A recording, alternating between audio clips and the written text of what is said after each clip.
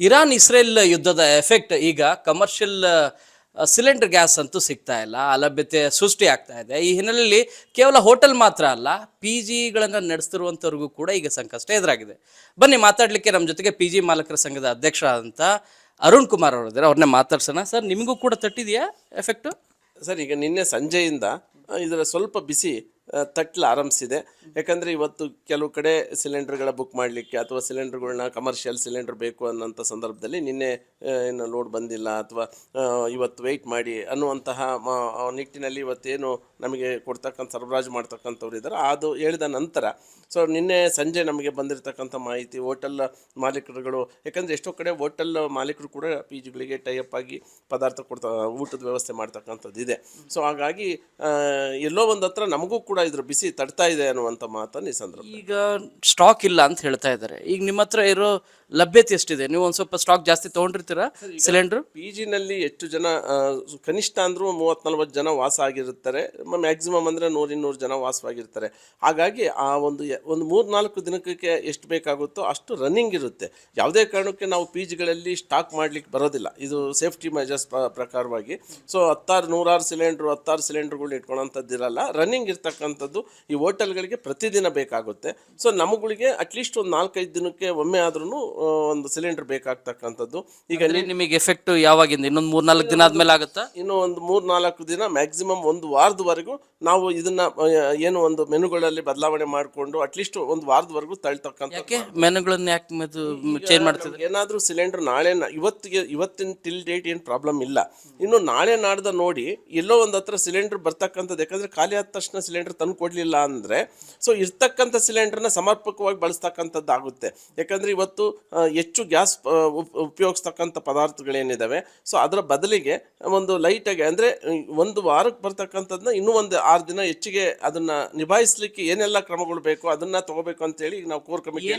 ಏನೇನು menu change ಮಾಡ್ತಿದ್ರಿ sir? ಈಗ ಉದಾಹರಣೆಗೆ ಈಗ ಚಪಾತಿ ಬೇಯಿಸ್ತಕ್ಕಂಥದ್ದು, ದೋಸೆ ಬೇಯಿಸ್ತಕ್ಕಂಥದ್ದು, ಇವೆಲ್ಲ ಏನಾಗುತ್ತೆ, ಹಂಚು ಬೇಯ್ದು ಈಗ ಸಿಲಿಂಡರ್ ಜಾಸ್ತಿ ಯುಟಿಲೈಸ್ ಆಗುತ್ತೆ. ಈಗ ಅದೇ ಇವಾಗ ನಾವು ರೈಸ್ ಕುಕ್ಕರಲ್ಲಿ ಈ ಒಂದು 20 ಲೀಟರ್ ರೈಸ್ ಕುಕ್ಕರಲ್ಲಿ, ಎಲೆಕ್ಟ್ರಿಕಲ್ ರೈಸ್ ಕುಕ್ಕರ್ ಯೂಸ್ ಮಾಡಿದಾಗ ಒಂದು 40 ಜನಕ್ಕೆ ಸಮರ್ಪಕವಾಗಿ ಕೊಡ್ಬೋದು.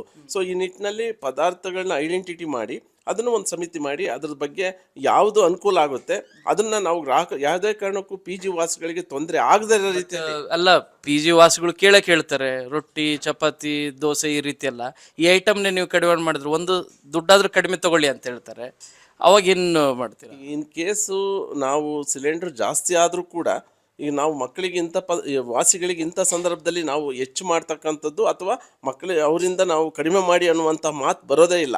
ಇಲ್ಲಿ ಸರ್ವಿಸ್ ಮುಖ್ಯ. ಇದು ದೇಶದ ಒಂದು ಪರಿಸ್ಥಿತಿ, ಯುದ್ಧದ ಪರಿಸ್ಥಿತಿ ಆಗಿ ಈ ರೀತಿ ಕ್ರೈಸಿಸ್ ಆಗಿರೋದ್ರಿಂದ ಇರ್ತಕ್ಕಂಥ ಪರಿಸ್ಥಿತಿ ಮಾನವೀಯ ಮೌಲ್ಯಗಳನ್ನ ನಾವು ನೋಡಿಕೊಂಡು ಎಲ್ಲರಿಗೂ ಕೂಡ, ಯಾಕಂದರೆ ದೂರದ ಊರುಗಳಿಂದ ತಂದೆ ತಾಯಿಬಿಟ್ಟು ಬೆಂಗಳೂರಲ್ಲಿ ಲಕ್ಷಾಂತರ ಜನ ಪಿ ಜಿಗಳು ವಾಸವಾಗಿದ್ದಾರೆ.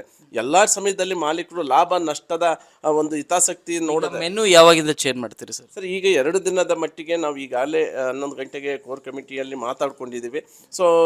ಇದಕ್ಕೆ ಸಂಬಂಧಪಟ್ಟಂಗೆ ಇವತ್ತು ಮತ್ತು ನಾಳೆಯ ಪರಿಸ್ಥಿತಿನ ನೋಡಿಕೊಂಡು ನಾವು ಮುಂದಿನ ನಿರ್ಧಾರಗಳನ್ನ ಯಾವ ರೀತಿ ಮಾಡ್ಬೋದು ಅಂತ. ಆಮೇಲೆ ಗ್ರಾಹಕರ ಸರ್, ಈಗ ಕಮರ್ಷಿಯಲ್ ಗ್ಯಾಸ್ ದರ ಹೆಚ್ಚಳ ಆಗುತ್ತೆ ಖಂಡಿತ. ಅದು ಅದರ ಎಫೆಕ್ಟ್ ನಿಮ್ಮ ಮೇಲೆ ಬಿದ್ದೇ ಬೀಳುತ್ತೆ. ನೀವು ಅದನ್ನು ಪಿ ಜಿಯಲ್ಲಿರುವಂಥ ವಾಸಿಗಳ ಮೇಲೆ, ಅದು ಸ್ಟೂಡೆಂಟ್ಸ್ ಇರ್ಬೋದು ಅಥವಾ ಪ್ರೊಫೆಷ್ನಲ್ಸ್ ಇರ್ಬೋದು, ಅವ್ರ ಮೇಲೆ ಹೇರುವಂಥ ಚಾನ್ಸಸ್ ಇದೆಯಾ? ಪಿ ಜಿ ದರ ಹೆಚ್ಚಳ ಮಾಡುವಂಥ ಚಾನ್ಸಸ್ ಇದೆಯಾ? ಸರ್, ಸದ್ಯಕ್ಕಿಲ್ಲ. ಪರಿಸ್ಥಿತಿ ಇದು ತಾತ್ಕಾಲಿಕ ಅನ್ನುವಂಥದ್ದು ಮೇಲ್ನೋಟು ಕಾಣ್ತಾ ಇದೆ. ಯಾಕಂದರೆ ಸರ್ಕಾರ ಕೂಡ ಇಂಥ ಸಂದರ್ಭದಲ್ಲಿ ಸುಮ್ಮನೆ ಇರಲಿಕ್ಕೆ ಆಗೋದಿಲ್ಲ. ಹಾಗಾಗಿ ಕೆಲವೇ ದಿನಗಳಿಗೆ ಸೀಮಿತ ಆಗಿ ಬೆಲೆ ಜಾಸ್ತಿ ಆಯಿತು ಅಂದರೆ ನಾವು ಗ್ರಾಹಕರ ಮೇಲೆ ಅದನ್ನು ಆಗ್ತಕ್ಕಂಥದ್ದು ಆಗೋಲ್ಲ. ನಾವು ಮಾಲೀಕರು ಅದನ್ನು ಭರಿಸ್ತಕ್ಕಂಥ ಕೆಲಸ ಮಾಡ್ತೀವಿ ಸರ್. ಈಗ ಮತ್ತೆ ಸರ್ಕಾರಕ್ಕೆ ತಾವು ಏನು ಮನವಿ ಮಾಡ್ಕೊಳಕ್ಕೆ ಬಯಸ್ತೀರಿ? ದಯಮಾಡಿ ಸಮಸ್ಯೆ ಬಂದಿದೆ, ಈ ಸಮಸ್ಯೆನ ಅತಿ ಶೀಘ್ರದಲ್ಲಿ ಬಗೆಹರಿಸಲಿಕ್ಕೆ ದಯಮಾಡಿ ಕ್ರಮ ಕೈಗೊಳ್ಳಿ.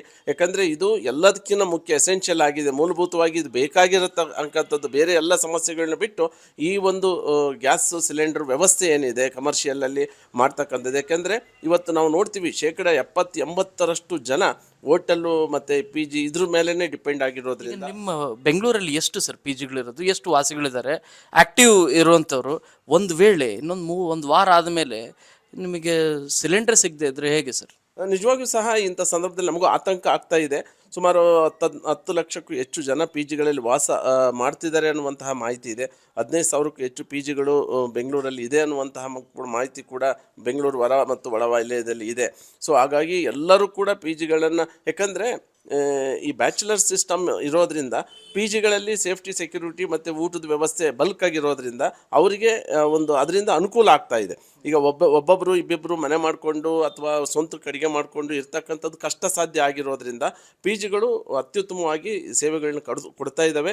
ಸೊ ಹಾಗಾಗಿ ನಮಗೆ ಈ ಒಂದು ಪರಿಸ್ಥಿತಿ, ಈ ರೀತಿಯ ಒಂದು ಸಂದರ್ಭ ಬಂದಿದ್ದು ಇದು ಮೊದಲನೇ ಬಾರಿ ಆಗಿರೋದ್ರಿಂದ ನಾವು ಕೂಡ ಎಲ್ಲ ಮಾಲೀಕರುಗಳನ್ನು ಜಾಗ್ರತೆ ಮೂಡಿಸೋದ್ರ ಜೊತೆಗೆ ಈ ಮುಂದಿನ ನಿರ್ಧಾರಗಳು ಏನೆಲ್ಲ ಮಾಡ್ಬೋದು, ಅನುಕೂಲಗಳು ನಮ್ಮ ಪಿ ಜಿ ವಾಸ ಇರ್ತಕ್ಕಂಥದ್ದು, ಅವ್ರವ್ರ ಬಿಸ್ನೆಸ್ನ ಉಳಿಸ್ಕೊಳ್ತಕ್ಕಂಥದ್ದು ಯಾವ ರೀತಿ ಎಲ್ಲ ಮಾಡ್ಬೋದು. ಪರ್ಯಾಯವಾಗಿ ಒಂದು ಎಲೆಕ್ಟ್ರಿಕಲ್ಗೆ, ಯಾಕಂದರೆ ಇಂಡಕ್ಷನ್ ಕುಕ್ಕರಲ್ಲಿ ನಾವು ಅಷ್ಟು ಅಡುಗೆ ಮಾಡಲಿಕ್ಕೆ ಆಗೋದಿಲ್ಲ. ಸೊ ಹಂಗಾಗಿ ಈಗ 20 ಲೀಟ್ರು ರೈಸ್ ಕುಕ್ಕರು ಇಂಥವೆಲ್ಲ ಎಲೆಕ್ಟ್ರಿಕಲ್ ಇಕ್ವಿಪ್ಮೆಂಟ್ ಸಿಗುತ್ತವೆ. ಅದನ್ನು ಕೂಡ ನಾವು ಪರಿಶೀಲನೆ ಮಾಡಿ ಬೈ ಮಾಡಲಿಕ್ಕೆ ಕೂಡ ಪ್ರಯತ್ನ ಮಾಡಿ ಅನ್ನುವಂತಹ ಒಂದು ಸಣ್ಣ ನಿರ್ಧಾರಗಳನ್ನ ಈಗಾಗಲೇ ನಡೆಸ್ತಾ ಇದ್ದೀವಿ ಸರ್. ಇದು ಪಿ ಜಿ ಮಾಲಕರ ಸಂಘದ ಅಧ್ಯಕ್ಷರಾದಂಥ ಅರುಣ್ ಕುಮಾರ್ ಅವರ ಮಾತು. ಶರಣು ಹಂಪಿ, ನ್ಯೂಸ್ 18.